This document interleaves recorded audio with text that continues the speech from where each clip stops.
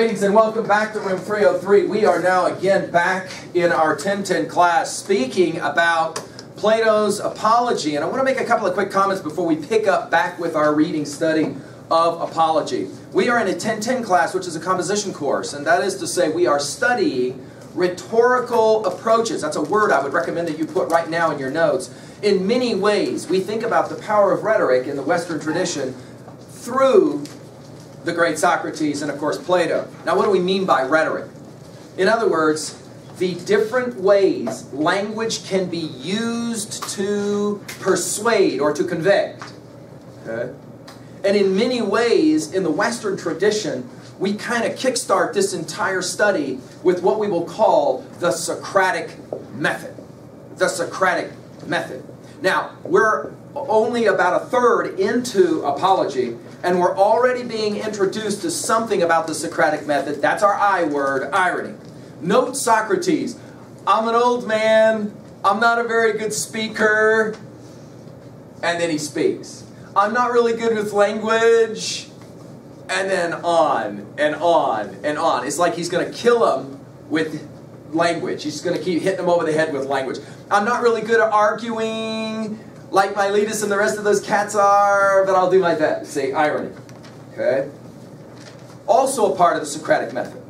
Notice how he will set up many of his arguments with what we will call the arguments from analogy or allegory, word pictures.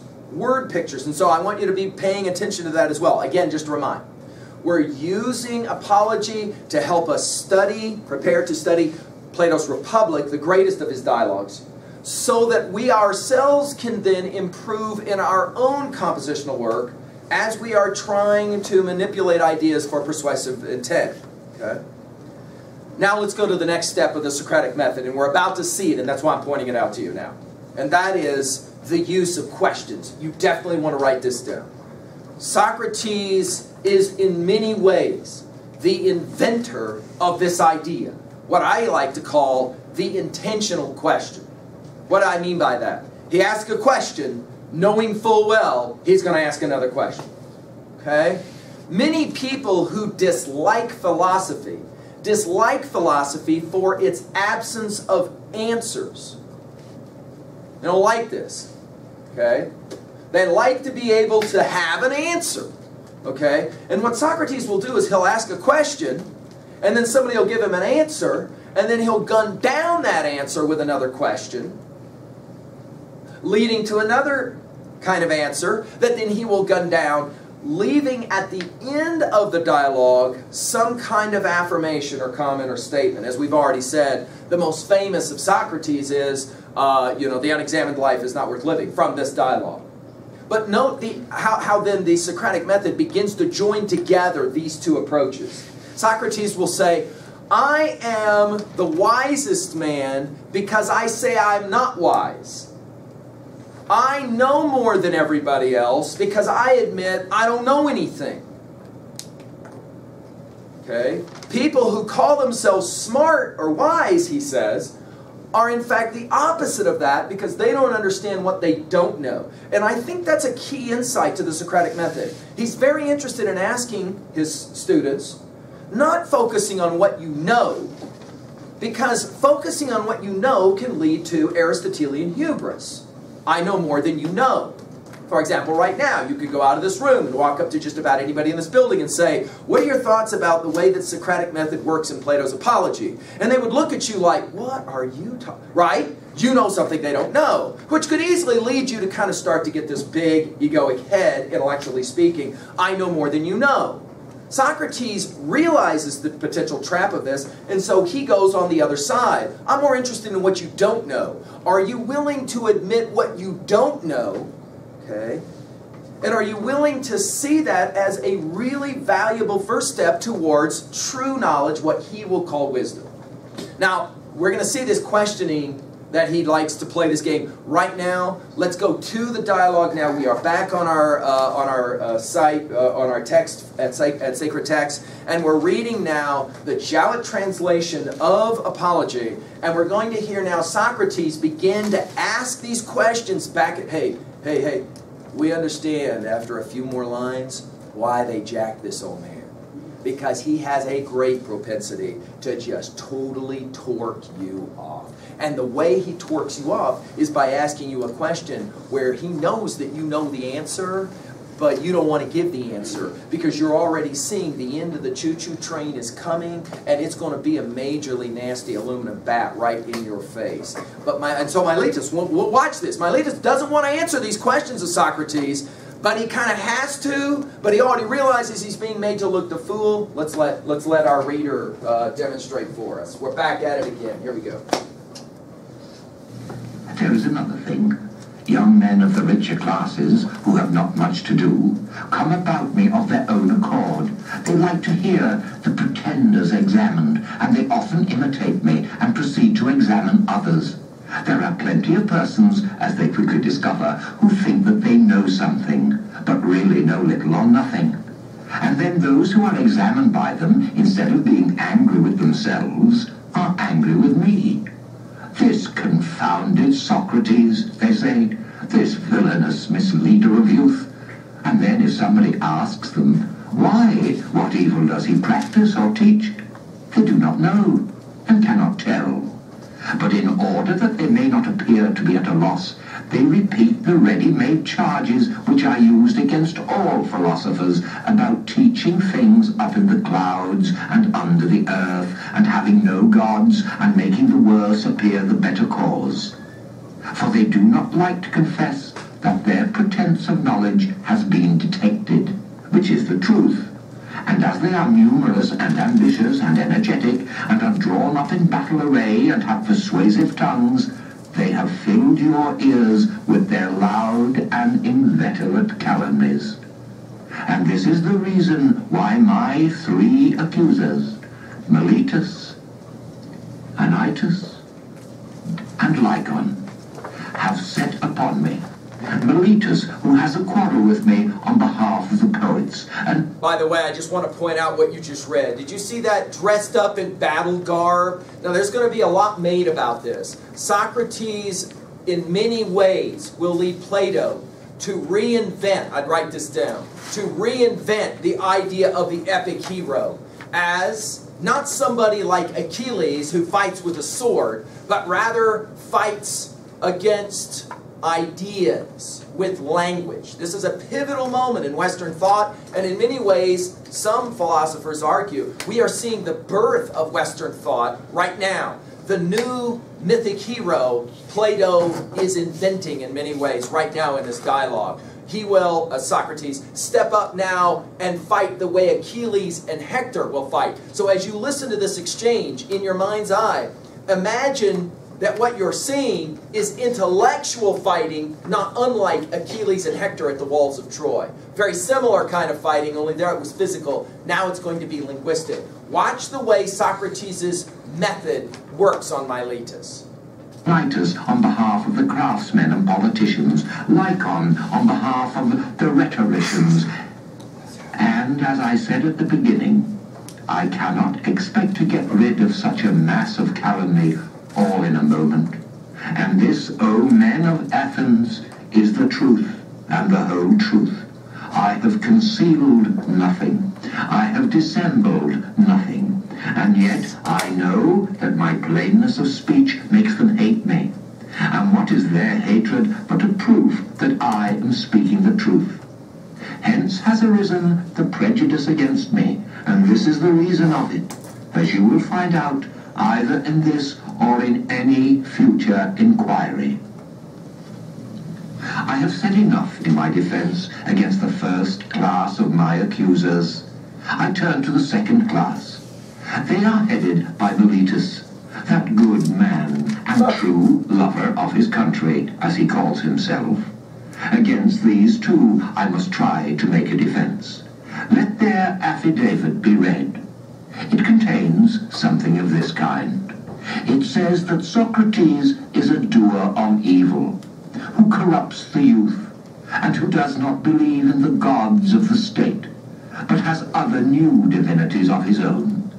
Such is the charge, and now let us examine the particular counts.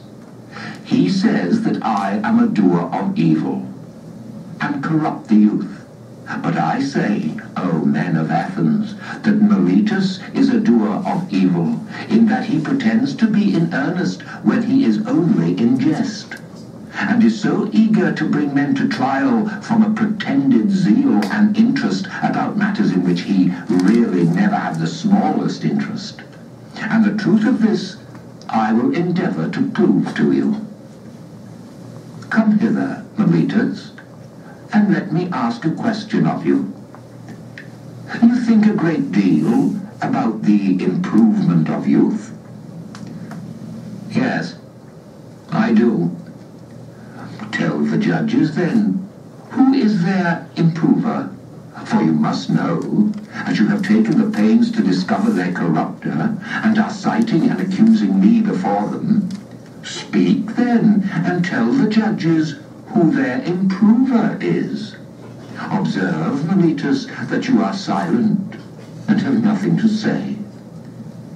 But is not this rather disgraceful, and a very considerable proof of what I was saying, that you have no interest in the matter? Speak up, friend, and tell us who their improver is. The laws.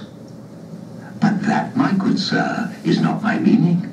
I want to know who the person is, who, in the first place, knows the laws. The judges, Socrates, who are present in court. What do you mean to say, Miletus? That they are able to instruct and improve youth? Certainly they are. What, all of them? Or some only, and not others? All of them. By the goddess Hera, that is good news. There are plenty of improvers, then. And what do you say of the audience? Do they improve them?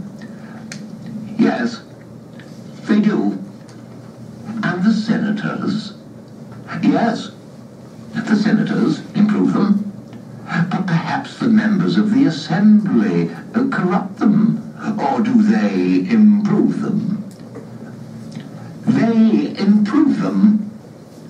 Then every Athenian improves and elevates them, all with the exception of myself, and I alone am their corrupter. Is that what you affirm? That is what I stoutly affirm. I am very unfortunate if you are right. But suppose I ask you a question. How about horses? Does one man do them harm and all the world good? Is not the exact opposite the truth? One man is able to do them good, or at least not many. The trainer of horses, that is to say, does them good, and others who have to do with them rather injure them. Is not that true?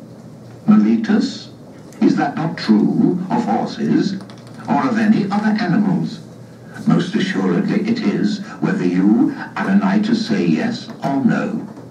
Happy indeed would be the condition of youth if they had one corrupter only, and all the rest of the world were their improvers. But you, Miletus, have sufficiently shown that you never had a thought about the young. Your carelessness is seen in your not caring about the very things which you bring against me. And now, Miletus, I will ask you another question. By Zeus I will. Which is better, to live among bad citizens or among good ones? Answer, friend, I say. The question is one which may be easily answered. Do not the good do their neighbors good, and the bad do them evil? Certainly. And is there anyone who would rather be injured than benefited by those who live with him? Answer, my good friend. The law requires you to answer. Does anyone like to be injured? Certainly not. And when you accuse me of corrupting and deteriorating the youth, do you allege that I corrupt them intentionally or unintentionally? Intentionally, I say. But you have just admitted that the good do their neighbors good, and the evil do them evil. Now, is that a truth which your superior wisdom has recognized thus early in life? And am I, at my age, in such darkness and ignorance as not to know that if a man with whom I have to live is corrupted by me, I am very likely to be harmed by him? And yet I corrupt him, and intentionally, too, so you say, although neither I nor any other human being is ever likely to be convinced by you. But either I do not corrupt them, or I corrupt them unintentionally. And on either view of the case, you lie. If my offense is unintentional, the law has no cognizance of unintentional offenses. You ought to have taken me privately and warned and admonished me, for if I had been better advised, I should have left off doing what I only did unintentionally. No doubt I should. But you would have nothing to say to me and refused to teach me, and now you bring me up in this court, which is a place not of instruction, but of punishment. It will be very clear to you, Athenians, as I was saying, that Meletus has no care at all, great or small, about the matter. But still I should like to know, Meletus, in what I am affirmed to corrupt the young. I suppose you mean, as I infer from your indictment, that I teach them not to acknowledge the gods which the state acknowledges, but some other new divinities or spiritual agencies in their stead. These are the lessons by which I corrupt the youth, as you say. Yes, that I say, emphatically. Then, by the gods, Meletus, of whom we are speaking, tell me and the court, in somewhat plainer terms, what you mean. For I do not as yet understand whether you affirm that I teach other men to acknowledge some gods, and therefore that I do believe in gods, and am not an entire atheist. This you do not lay to my charge, but only you say that they are not the same gods which the city recognizes. The charge is that they are different gods. Or do you mean that I am an atheist simply, and a teacher of atheism? I mean the latter, that you are a complete atheist. What an extraordinary statement. Why do you think so, Meletus? Do you mean that I do not believe in the godhead of the sun or moon, like other men? I assure you, judges, that he does not. For he says that the sun is stone and the moon earth. Friend Meletus, you think that you're accusing Anaxagoras, and you have but a bad opinion of the judges if you fancy them illiterate to such a degree as not to know that these doctrines are found in the books of Anaxagoras, the Clazomenian, which are full of them, and so, forsooth, the youth are said to be taught them by Socrates, when there are not unfrequently exhibitions of them at the theatre. Price of admission 1 drachma at the most, and they might pay their money and laugh at Socrates if he pretends to father these extraordinary views. And so, Meletus, you really think that I do not believe in any god? I swear by Zeus that you believe absolutely in none at all. Nobody will believe you, Meletus, and I am pretty sure that you do not believe yourself. I cannot help thinking, men of Athens, that Meletus is reckless and impudent, and that he has written this indictment in a spirit of mere wantonness and youthful bravado. Has he not compounded a riddle, thinking to try me? He said to himself, I shall see whether wise Socrates will discover my facetious contradiction, or whether I shall be able to deceive him and the rest of them. For he certainly does appear to me to contradict himself in the indictment, as much as if he said that Socrates is guilty of not believing in gods, and yet of believing in them. But this is not like a person who is in earnest. I apologize. This was recorded from a I tape. should like you, O men of Athens, to join me in examining what I conceive to be his inconsistency, and do you, Miletus, answer. And I must remind the audience of my request that they would not make a disturbance if I speak in my accustomed manner. Did ever a man, Miletus, believe in the existence of human things and not of human beings? I wish the men of Athens that he would answer, but not be always trying to get up an interruption. Did ever any man believe in horsemanship and not in a horse? Or Right, in follow flute this playing argument. and not in flute players? No, my friend. I will answer to you and to the court as you refuse to answer for yourself. There is no man who ever did. But now please to answer the next question. Can a man believe in spiritual and divine agencies and not in spirits or demigods? He cannot. How lucky I am to have extracted that answer by the assistance of the court. But then you swear in the indictment that I teach and believe in divine or spiritual agencies. New or old, no matter for that. At any rate, I believe in spiritual agencies, so you say and swear in the affidavit. And yet if I believe in divine things, divine beings, how can I help believing in spirits or demigods? Must I not? To be sure I must, and therefore I may assume that your silence gives consent. Now, what are spirits or demigods? Are they not either gods or sons of gods? Certainly they are. But this is what I call the facetious riddle invented by you. The demigods or spirits are gods. And you say first that I do not believe in gods, and then again that I do believe in gods.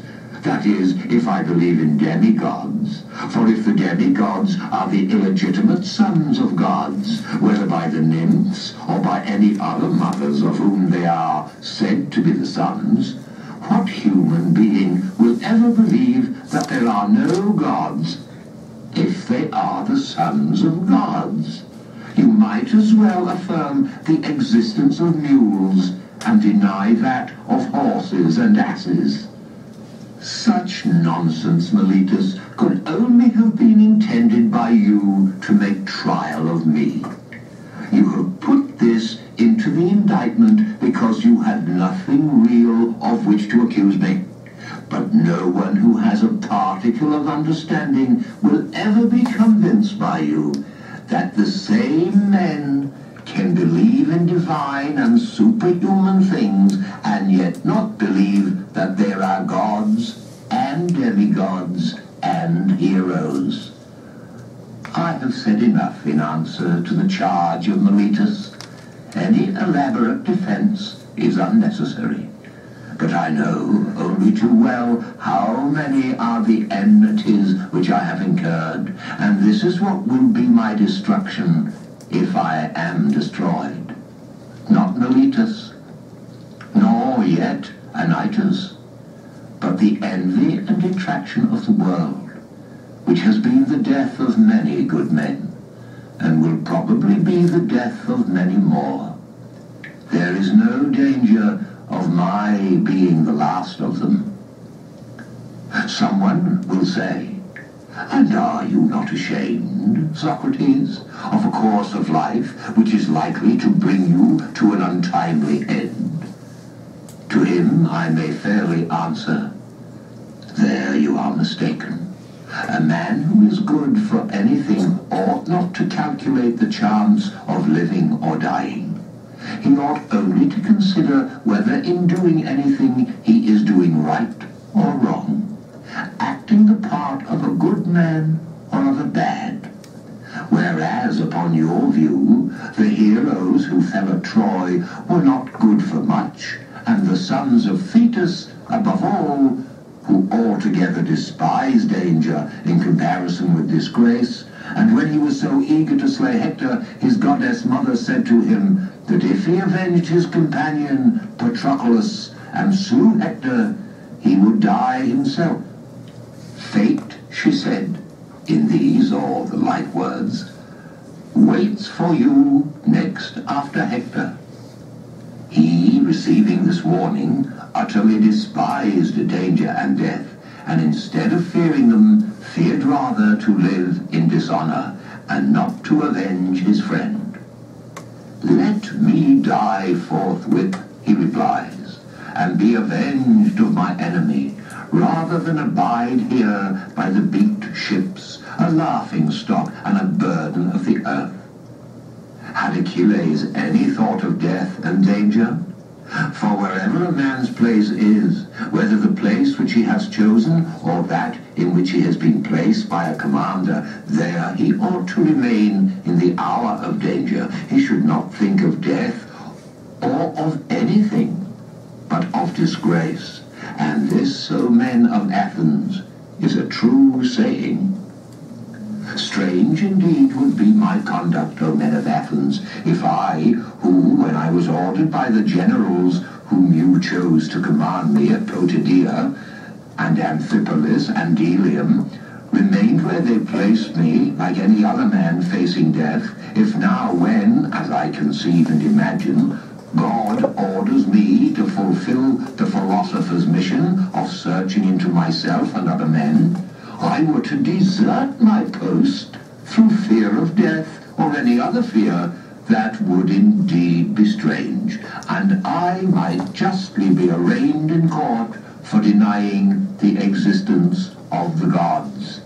If I disobeyed the oracle because I was afraid of death, fancying that I was wise when I was not wise.